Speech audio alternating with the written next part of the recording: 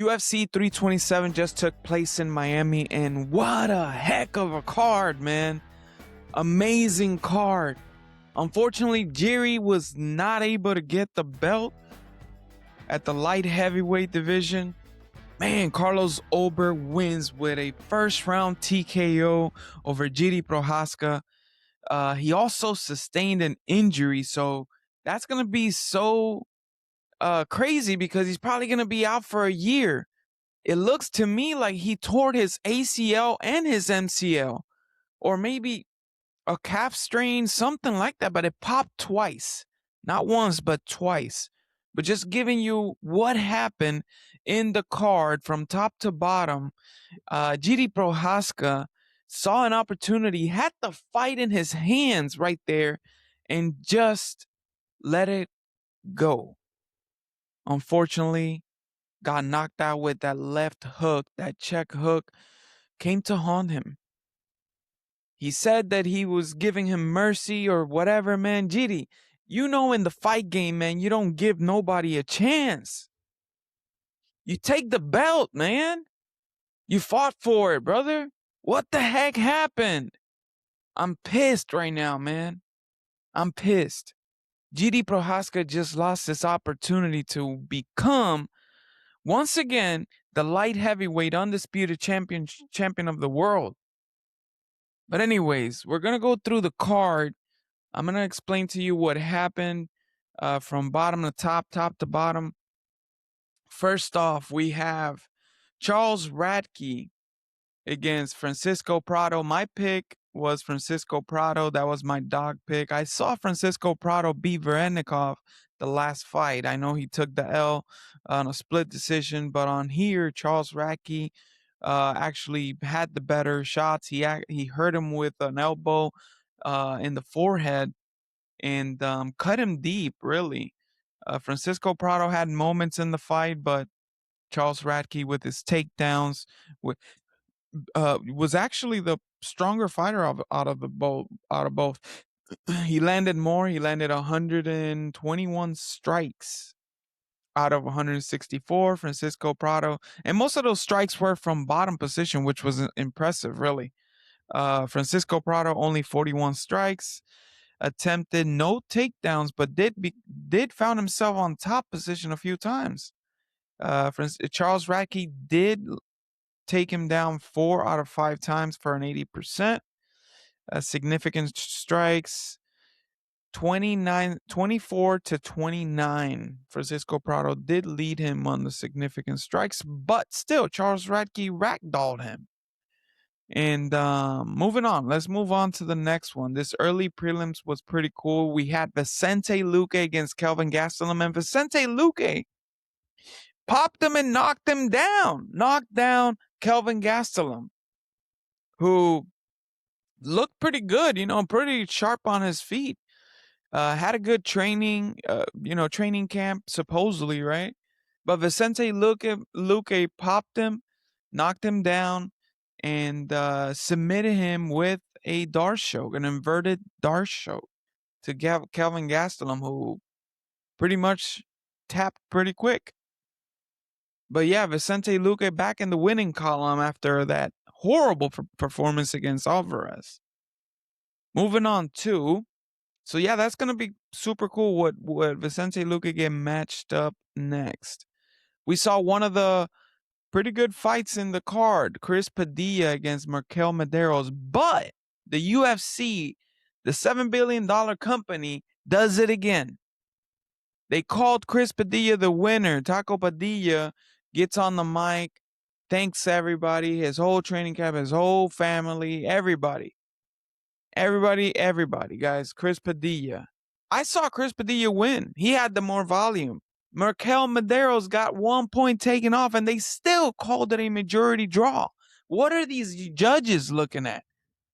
Guys, I'm glad the fight card went pretty well after this, because that would have been crazy if we would have had a shit card after this mess up. So yeah, Chris Padilla, in my opinion, won that fight. Should get the one. Well, he's not gonna get most of the money because, of course, he missed weight. But yeah, they called it a majority draw. Chris Padilla had a total of 164 strikes, took him down once. They also scored a takedown for Mikel Maderos early in the fight. But significant strikes 147 to 112, and they still, with 1 point taken off, they still gave it to, they still scored it a majority draw. What the heck is going on here? Anyways, I'm glad this is over with. We're going to move on to the prelims, which was amazing. Tatiana's Tatiana Suarez was able to submit Lupe Godinez. Lupe Godinez dropped her at one point in the first round, but Tatiana Suarez was able to get back on her feet, and in the second round scores a submission. Looked pretty good. Actually, this was probably her most her most impressive win so far in the UFC, in my opinion, because Lupe Godinez was looking good on her feet. She was keeping her distance, had some good punches, but she was able to weather the storm. Took her down in the first round, didn't do much, but in the second round was able to get in her back, get the rear naked choke, and Lupe Godinez eventually tapped. Moving on, that was pretty cool to start off the prelims. Then we have Mateus Gamrot, who scored a submission in the second round as well against Esteban Ribovics, who was, up until this point, considered a heavy prospect in the lightweight division. But now he's going to take a back seat and maybe fight another unranked opponent. Mateus Gamrot showed why he's such a good grappler. I didn't think he was going to submit the Esteban Ribovics, but eventually was able to do so. So that's pretty cool. Then we get one of the coolest fights ever, Kevin Holland against Randy Brown. It went to a decision, but it was fun. Kevin Holland got him on a Darce choke, and Randy Brown wouldn't tap, man. He would not tap at all. Eventually, Kevin Holland gets the unanimous decision, but it was a fun scrap. They were both gassed in the third round, but Kevin Holland was, he had success during the whole 3 rounds, so they gave it to him, unanimous decision. Moving on to probably the fight of the prelims, Aaron Pico doesn't get chinned, goes all the way to the third round without getting chinned, but he did feel Pitbull's power really in the first round, but was able to weather the storm, eventually getting some nice combinations against Pitbull. Man, I was on the edge of my seat. This guy has great boxing, guys. Of course, the wrestling wasn't much there. He was able to take down Patricio Pitbull. Let me see how many times he took him down. He was able to take him down 6 times. But at the same time, Patricio Pitbull was able to get back up in his back up. But anyways, he does get a unanimous decision at the end. Patricio Pitbull calls him in to stand up and fight him. In my opinion, it was the fight of the prelims because Aaron Pico showed that he's got good boxing. Patricio Pitbull has a good chin. I didn't think he was going to be able to knock him out, but he did knock him down a few times. They didn't score a knockdown on him. I mean, I saw him knocked down. What the heck? Anyways, it was 100 significant strikes to 49 from Patricio Pitbull. I wonder who Aaron Pico gets next. Maybe somebody in the top 10 in the featherweight division. Maybe he gets Josh Emmett next. Yeah, maybe he gets Josh Emmett next. That should be a good fight. Anyways, moving on to the main card, which I went 0 for 5, guys. I went 0 for 5 in my picks. But still, Cub Swanson gets the win, knocks out Nate Langwehr with a minute left in the first round. He was popping him with the jab. He was hitting him with those hooks that are signature from Cub Swanson. Was able to, you know, hurt Nate Langwehr in the feet. So that was my thing. I thought Nate Langwehr was going to be able to withstand the pressure in the first round, and later in the third round, because of cardio, he was able to knock out Cub Swanson. I was wrong. Nate Langwehr got chinned by Cub Swanson in his last professional fight, which is amazing. Cub Swanson had a great career, is in the UFC Hall of Fame in the fight wing. So that's pretty cool. Cub Swanson got a nice highlight reel. So that's a cool send off for one of the pioneers in the featherweight division. Moving on to the most boring fight in the whole card. Dominic Reyes wins a split decision against Johnny Walker. I saw Johnny Walker win, but yeah, Dominic Reyes scored some more body strikes, more head strikes than Johnny Walker. Johnny Walker was mostly focusing on the legs. Dominic Reyes focusing more upstairs. Neither fighter wanted to fight, I guess, leading to the most boring fight on the card itself. But guys, forget about that. Forget about that. You know why? Because we saw probably a Hall of Fame worthy fight between Curtis Blades and Josh Hockett. Fight of the year candidate from now on. When we call a heavyweight fight the best fight, it has to top this one. Curtis Blades against Josh Hockett was an amazing fight. I was literally shaking. I don't even know. I can't understand what happened. But oh my God, man. Josh Hockett dropped Curtis Blades once. If I'm not mistaken, he dropped him. Let me see if they scored it a knockdown. They didn't score a knockdown, but I think he dropped him. Or anyways, he wobbled him a few times too. Curtis Blades was hitting him with shots. Josh Hockett looked like he was wobbled, but I don't think he was really wobbled. Or maybe he was at some point during the first round. But still, Josh Hockett was walking him the whole way. Popping the jab. Boom. Hurting Curtis Blade. Curtis Blade looked horrible. Oh my God. He still outstroke him. 214 to 181, but the damage was there, guys. Curtis Blades took him down 2 times. It was a split decision. Or no? Was it no, it wasn't even a split decision. It was 29-28 across the board. Josh Hockett hurt him. Hurt him bad, guys. But Curtis Blades showed heart. Both of the fighters showed heart. Crazy, man. Crazy 3 rounds. We thought it was going to be done in the first round. We thought it was going to be done in the second round.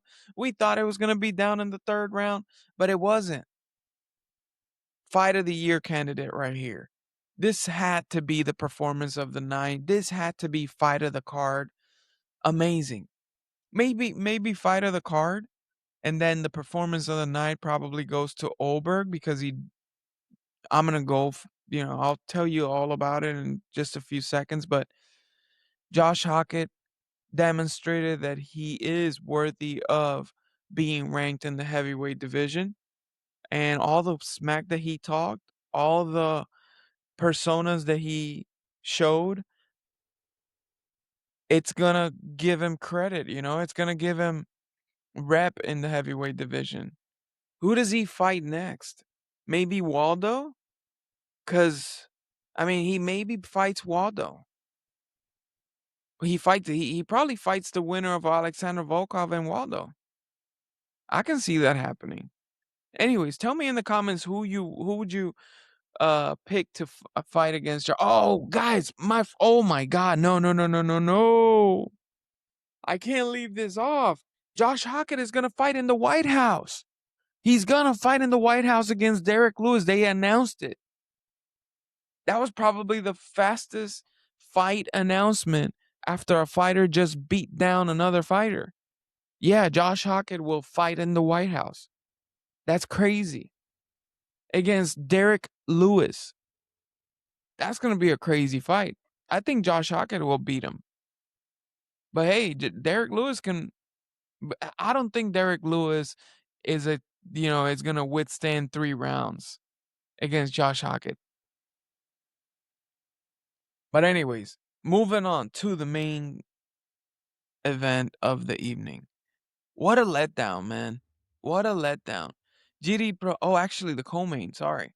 Paulo Costa looked good, man. Paulo Costa looked amazing against Azamat Murzakanov. My boy, Fight Night Picks, was able to get this pick over in the chat and give us round 3 KO for Paulo Costa. And we cashed in, man. That was pretty cool. 61 strikes against 34 strikes by Murzakanov.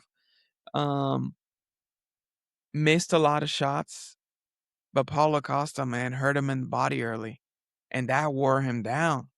Leg kicks to the body, whipping that leg kick to the body, whipping that leg kick to the body. Eventually, Murzakanov was in the same level of gassed up as Paulo Costa, because Paulo Costa was gassed, but he left some in the tank for the third round. He was in trouble in the second round, but was able in the third round to hurt Murzakanov, and just knocked them out with the leg kick upstairs, man. Crazy, man. That was crazy. Wow, Paulo Costa looked however you say it. He looked good in the light heavyweight. He looked like a natural light heavyweight. So I wonder if he's gonna stay at the light heavyweight, a better weight cut for him. Most likely he's gonna stay there. Most likely we get Paulo Costa against I don't know, Jamal Hill. Paulo Costa against Jamal Hill. That's a good scrap right there, guys. Or maybe Paulo Costa, Khalil Roundtree. That's gonna be a good scrap too. Damn, guys. This was an amazing card. We get a KO by Costa. Wonderful. He's back. Paulo Costa is back, guys. Azamat Murzakanov showed hard, but man, those leg kicks wore him down.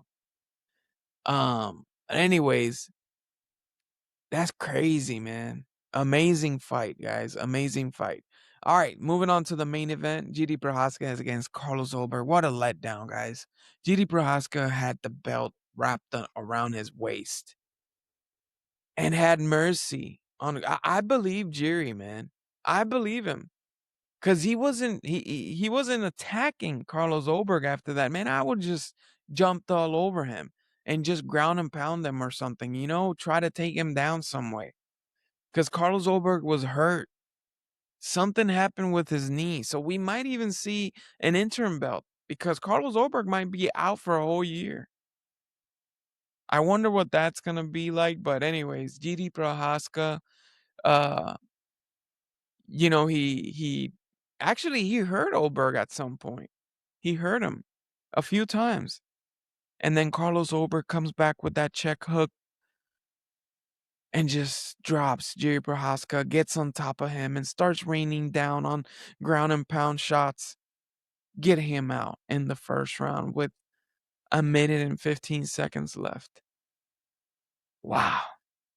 What a letdown, guys. Tell me what you think about this card. This was an amazing card. Probably the best card there has been this year. UFC Seattle was good. UFC 327 was good. UFC 328 is stacked. Stay tuned for my picks, guys, because I'm coming back. The guy is back, man. I'm going to come back 0 for 6 in my picks.